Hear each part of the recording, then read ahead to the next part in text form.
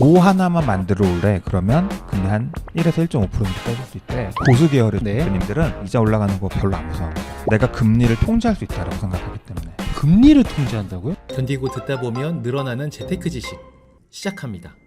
자, 그리고 대표님 요즘에 네. 금리가 계속 올라가고 있지 않습니까? 많이 올랐죠. 근데 작년까지만 해도 사업자분들의 대출 금리가 네. 3% 미만인 대출이 굉장히 많았대요. 70% 이상이었대요. 거의 다. 그러니까 대부분 뭐 한 3명 중에 2명은 그래도 뭐 한 3%대 미만의 그렇죠. 저리 네. 금리를 활용하던 소상공인이셨는데 지금은 이제 24% 비중밖에 안 된다고 하더라고요. 그만큼 금리가 높아진, 그래서 많은 분들이 부담을 느끼고 있는 그런 시기를 저희들이 보내고 있는데, 대표님께서 이제 한동안 저희 채널에서 말씀해 주셨던 게 사업하시는 분들께서 대출을 활용을 하셔서 사업용 부동산 취득하는 것의 장점을 많이 말씀을 해주셨었거든요. 그렇죠. 네네. 근데 지금은 아닌 것 같아. 왜냐하면 금리가 지금도 비싼데 더 올라갈 것 같잖아 라는 생각들을 많이 하시더라고요. 그렇죠. 대표님이 보시기에는 현 시장에서 사업자 대출을 활용한 뭐 자산 취득이라든지 여러 가지 경영 활동들, 이런 것 좀 어떻게 보십니까? 그러니까 이거는 뭐 사업하시는 분들의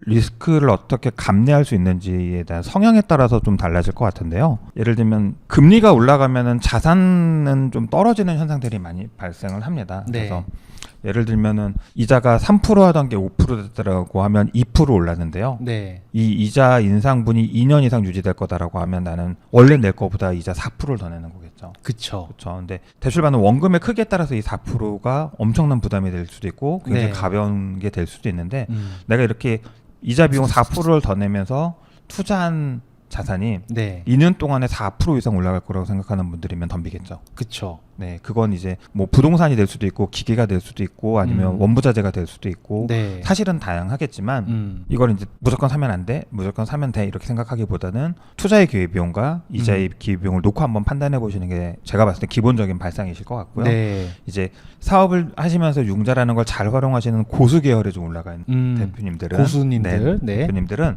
사실은 이자 올라가는 거 별로 안 무서워합니다. 그래요? 네, 왜냐하면 내가 금리를 통제할 수 있다라고 생각하기 때문에. 금리를 통제한다고요? 그렇죠. 금리는 한국은행이 딱 결정하는 건데 그걸 그렇죠. 어떻게 통제한다는 거죠? 그러니까 예를 들면 이제 저희 지난주에 부동산 담보대출을 받아서 기계를 사신 분이 계세요. 네네. 네. 기존 고객사 중에. 네네. 한 3억짜리 기계를 사셨는데 왜 기계를 사셨어요? 라고 물어봤더니 야, 이게 5억짜리인데 3억에 나왔어. 왜 이렇게 싸게 나온 거예요? 이제 인쇄업체들이 힘들어지는 데들 나오면서 경매로 기계가 많이 나오는 거죠. 네, 그래서 협력사에서 경매로 넘어갈 것 같다는 얘기를 하니까 이제 본인이 먼저 선점을 하신 건데, 중요한 거는 3억이라는 돈을, 현금을 가지고 있으면 큰 고민들을 안 하실 텐데 그 3억이라는 돈을 결국은 자기 공장 담보로 해서 받으신 거거든요. 근데 지금 이제 올라가는데 조금 더 참았다 받으시죠 라고 말씀을 드리려고 했더니 이 대표님 뭐라고 했냐면, 야, 은행에서 연말까지 뭐 하나만 만들어 올래? 그러면 금리 한 1에서 1.5% 정도 빼줄 수 있대. 그러면 그래요? 별 부담 없잖아 이렇게 얘기가 되는 거예요. 어. 그게 뭐였냐면 이제 내가 고용을 늘려서 세액공제를 받았다라는 걸 네. 입증할 수 있게 고용징대 됐다라는 확인 서류만, 그걸로 세금 감면 받았다는 서류만 갖고 오면 금리를 빼주겠다라고 했다는 거예요. 아니, 고용을 늘려서 세액공제를 받았는데 금리를 빼줘요? 은행들도 결국은 다 나라에서 돈을 한국은행에서 차용해다 쓰는 거죠. 네네. 그때 나라에서 여기 은행에다가 몇 프로 마진을 보고 줄지를 음. 결정하는 게 얘들이 크고 좋고가 아니라 이제 얘네가 나라 말을 얼마나 잘 듣는지를 보고 결정을 하는데요. 이제 은행마다 그래서 이제 예를 들면 기술개발, 뭐 수출, 고용증대, 사회적 기업 이런 정부에서 추구하는 그렇죠. 정부에서 요구하는 카테고리를 잘 소화하는 기업들한테 그래서 이자를 더 싸게 줄 수가 있는 약간 거거든요. 인센티브 같은 거네요. 그렇죠. 네. 그래서 마침 이 기업은 올해 고용을 많이 늘렸어요. 이미 해당이 돼버리겠네요. 네, 그러니까 안 하실 이유가 없는 거죠. 근데 그렇네요. 금리가 1% 정도 올랐는데 1.5% 빼준다니까, 야, 받을 수 있으면 더 받아야지 이렇게. 근데 사업자 대출은 항상 용도증빙을 해야 되니까 네. 기계가 3억이니까 더 받지는 못하셨는데, 네. 이제 이런 식으로 금리를 통제할 수 있다고 그거 방법을 잘 이해하고 있는 대표님들은 사실은 대출이 나오면 받아서 들고 있을 생각들 하시지 이자 때문에 나중에 받을까 고민을 잘 안 하세요. 왜냐면 우리가 늘 말씀드리지만 대출은 내가 필요할 때는 대출이 안 나올 수도 있기 때문에. 그쵸. 특히나 연말 연초에는 자금이 없어서 못 받는 경우들도 있기 때문에. 뭐 대표님께서 항상 하시던 말씀이 기업을 관리해서 금융에서 이점을 보게끔 관리한다. 그렇죠. 네. 요게 요런 사례네요. 그렇죠. 네. 그러니까 예를 들면 뭐 연구소를 통해서 은행에서 시행하는 기술 평가를 잘 받아서 금리를 낮춘다거나 아까 말씀드린 고용 증대를 입증해서 금리를 낮춘다거나 네. 혹은 특정 국가의 수출 실적을 갖고 있음을 어필해서 금리를 낮춘다거나 혹은 뭐 연구소나 벤처, 이노비즈, 메인비즈 같은 우대되는 인증들을 취득함으로써 금리를 낮춘다거나 그다음에 사실은 제일 원천적인 방법들은 기업의 신용등급을 관리해서 네. 우리가 작년보다 신용등급이 좋아졌으니 금리를 낮춰주세요는 사실은 가장 베스트거든요. 네, 네. 네, 이런 방법들을 기업들이 스스로 준비할 수 있는 기업들이라고 하면 대출 받아놓은 상태에서 이자 낮출 고민들을 하시죠. 아, 야, 이제 또 다른 생각의 문이 열리는 느낌이네요. 일단 저희는 금리가 공격해오고 있다. 일단 피해, 일단 몸 사려. 이게 기본 베이스거든요. 근데 그게 금리가 와? 그럼 난 이걸로 쳐내야지. 이런 전략들을 좀 갖고 있는 것 같은. 네. 그러니까 저희가 업체들을 만나보면 현장에서 정말 많이 느끼는 것 중에 하나가 사실은 우리가 하는 고민 대부분은 돈이 없어서 유동성이 네. 없어서 하는 고민들이지 유동성만 있으면 수익을 낼 수 있는 구조가 많다라는 거죠. 네. 예. 지금 환율 올라가잖아요. 그쵸. 당분간 환율이 올라가는 속도가 빠를까요? 금리가 올라가는 속도가 빠를까요? 라고 물어보면은 사람마다 판단은 다르겠지만 내가 대출을 받아서 원부자재를 수입을 일찍 해와서 미리 결제해서 환율 인상분에 대한 리스크를 해지하겠다라고 하시는 분들 입장에서는 네. 대출 받아서 선결제하시는 게 그쵸.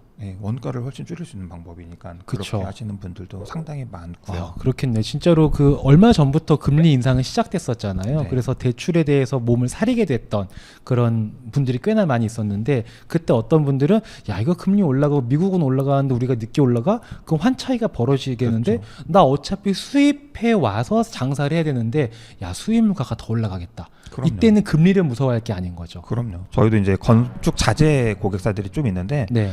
다들 융자 땡기러 다니시는데 정신 없으세요. 너무 자재값이 많이 오르니까. 수입 자재값이 너무 많이 올라가니까 지금은 네. 발주를 받는 것도 부담이라고 하시더라고요. 네. 같은 맥락에서 지금 땅 사서 집 짓거나 땅 사서 공장 지으려는 대표님들은 건축비가 계속 올라가요. 그러니까 차라리 대출 받아서 선결제 해버리는 게 정말 안 나오게. 일단 돈은 고정시켜놔 버리는 거네요. 그렇죠. 공사비나 네. 이런 거. 이런 전략을 세우시는 분들이 아까도 말씀드렸지만 이자 1, 2% 더 내고 덜 내는 거랑 내가 원가 10% 20% 줄이는 거랑 효율이 완전히 다를 수 있기 때문에 그렇네요. 돈을 대출을 받으면 은행에 넣어놓고 기다리셔야 되는 분들 입장에서는 그게 아까운 돈일 수 있겠지만 네. 활용할 수 있는 유동성을 활용할 수 있는 기업들 입장에서는 사실은 금리보다는 활용도가 훨씬 중요하죠. 그렇네요. 일단 금리가 올라간다고 해서 무조건 이거를 회피하거나 외면할 건 아니네요. 제 생각에는 금리 인상을 우리가 피할 수는 없으니 금리 인상을 최대한 활용하는 방법들을 조금만 더 고민하시면 대출을 피할 게 아니라 대출을 활용하는 방법들이 좀 나오지 않을까 하는 생각이 듭니다. 이런 시기가 오게 되면 평상시에 기업 관리를 잘 했던 업체와 그렇게 잘하지 못했던 업체가 딱 나뉠 것 같아요. 그럼요. 지금은 티가 안 나는데요. 이제 내년 2월, 3월 되면 엄청 갈라집니다. 왜 내년 2월, 3월에 되면? 왜냐하면 이제 올해 12월까지 매입 매출을 신고한 업체들의 결산 자료가 보통 1월 25일 부가세 신고, 2월 첫 주에 면세사업자들은 면세사업 수익금액 증명을 신고함으로써 우리가 작년에 얼마 했어요라는 신고가 거의 다 종료돼요. 네. 그럼 이제 세금만 얼마 할 건지를 소득세 법인세 때 신고하는 건데요. 네.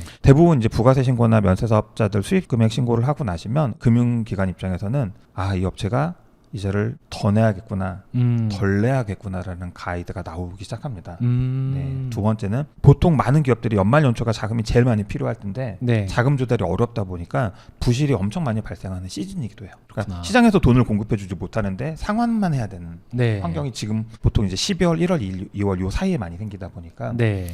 지금도 마찬가지인데 중소기업들 부실률이 올라가면 신용 등급에 따른 금리나 한도 격차가 굉장히 많이 벌어집니다. 그러겠네요. 네, 그래서 지금 신용 관리를 잘 해놓은 분들은 내년이 그렇게 고통스럽나?